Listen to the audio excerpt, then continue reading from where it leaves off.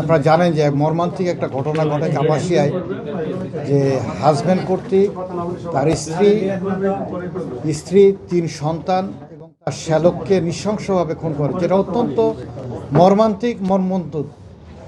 তো এটা নিয়ে আপনারা সবাই ওরিড, আপনারা নিজেরাও নিজেদের মতো করে অনেক খোঁজখবর নিচ্ছেন, আমাদেরকে হেল্প করেছেন। একইভাবে আজকে আমি আপনাদেরকে ডাকলাম, যেটা আপনাদের প্রত্যেকের কিউরিসিটি আছে, যাতে আমি সবাইকে বলে দিতে পারি। এই জন্য ঘটনার পরপরই আমার 3টি টিম বাইরে কাজ করে।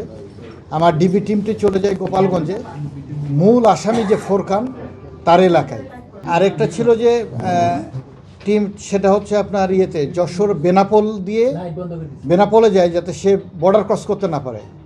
এর মধ্যেই আমরা বিভিন্ন ব্লক করে দিই তার পাসপোর্ট এবং আনুষঙ্গিক, যাতে সে বর্ডার ক্রস করতে না পারে।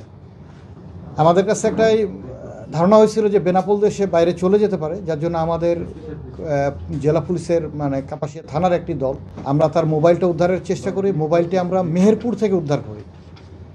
মেহেরপুরে উদ্ধার করলাম একজন বাসের হেল্পারের কাছ থেকে। তাকে জিজ্ঞাসাবাদ করা হলো যে কোথায় থেকে পেয়েছে। সে বলল যে আমি পদ্মা সেতু থেকে পেয়েছি। সাথে সাথে আমাদের টিমটি পদ্মা সেতুতে আসে এবং ওইখানে যে সিসিটিভি ফুটেজ আছে, সেই সিসিটিভি ফুটেজে দেখা যায় যে এই মোবাইলটি কোনো এক ব্যক্তি সে রাখছে, একটি প্রাইভেট কার থেকে নামছে। আমরা সেই প্রাইভেট কারকে শনাক্ত করছি, ড্রাইভারের সাথেও কথা বলেছি। ওইখানে রাখার পরে সে ভিডিও ফুটেজে যেটা আসতেছে, সেতু থেকে নিচে লাফ দিছে। পরবর্তীতে আমরা নিশ্চিত হওয়ার জন্য বাদীকে জিজ্ঞাসাবাদ করি, বাদীকে দেখাই ভিডিওটি। বাদী বলে যে আমরা কনফার্ম না, বাট আমাদের কাছে মনে হচ্ছে এরকম। একইভাবে আমরা গোপালগঞ্জের যারা তার ভাই এবং ওইখানকার একজন মেম্বার সাহেব, আরও আশেপাশের কয়েকজনকে দেখায় ভিডিওটি, যে এই ব্যক্তি কি ফোরকান কিনা।